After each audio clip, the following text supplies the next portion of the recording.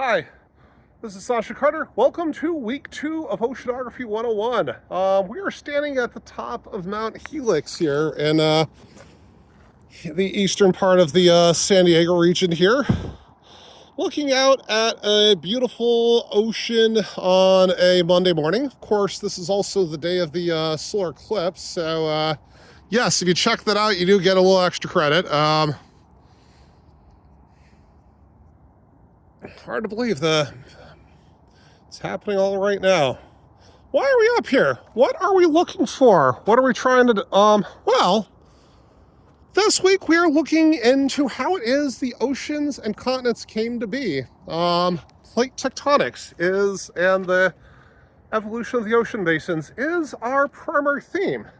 And while we're about as far vertically from the oceans as one might be, the very rocks that make this hilltop are in fact evidence of plate tectonics. These beautiful granite stones used in the walls and outcropping all along this mountaintop are actually formed when water made its way into the mantle and reacted with the mantle rocks at depth, creating a lighter stuff through a process known as subduction. Even more fun is that the very existence of this granite up here, involves processes that happened at great depths. So this now lofty peak was at one point many miles underground, and it's only through plate tectonics that you get the uplift of this and the uplift of all the surrounding mountains around us. Now, of course, it's also why we have ocean basins. It's why we have the Gulf of California spreading out there. Indeed, California is a remarkable place to study this because we have all three major plate tectonic boundaries in our state and manifestations happening presently and evidence of plate boundaries as they've evolved in the past. We're going to get some examples of that this week through some photos and stuff I've taken. I'm hoping to update this with some stuff I did just literally 3 weeks ago in Carrizo Plain National Monument. Because we got some very nice transform boundaries there. Ooh, really good transforms. Now, the other aspect, and one of the reasons I'm up here, is that this amphitheater area also illustrates a beautiful concept in three-dimensional mapping, which is what the second half of this week's lesson is all about. Mapping the ocean floor.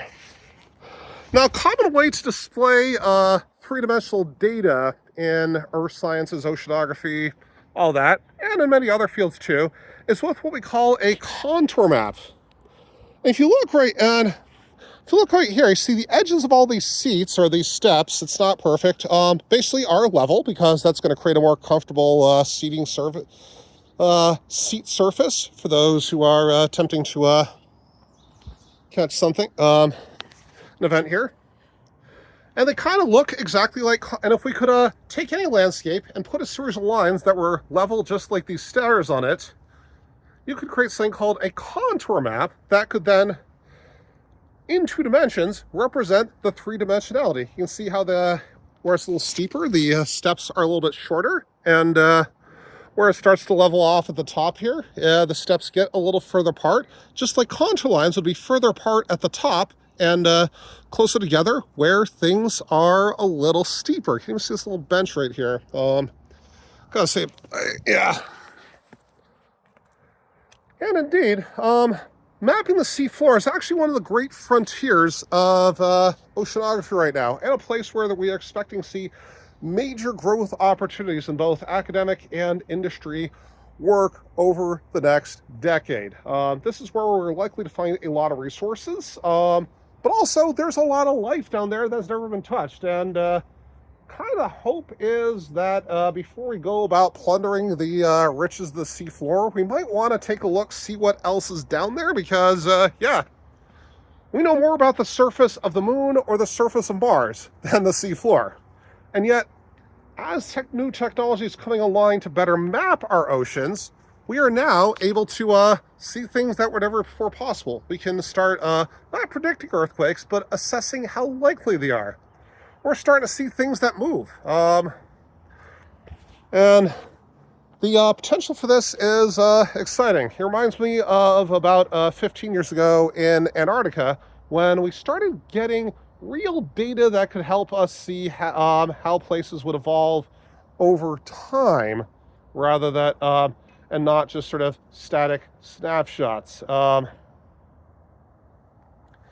it really was a game changer for a lot of stuff, and got to ride the early bit of that wave before it crashed in the mid 2010s. So got to have the ride. Here I am now. So I hope you enjoy this. I should be getting you feedback today and tomorrow on what you did last week. I will also be publishing deadlines basically for each week. Try to give you at least a week's notice of what's going to be due, and keep you on task. This is also, if you've not interacted with the course, for the love of whatever is motivating you to do a good job. We need you to be engaged, because the day I do the great cut is Wednesday. So yeah, all right.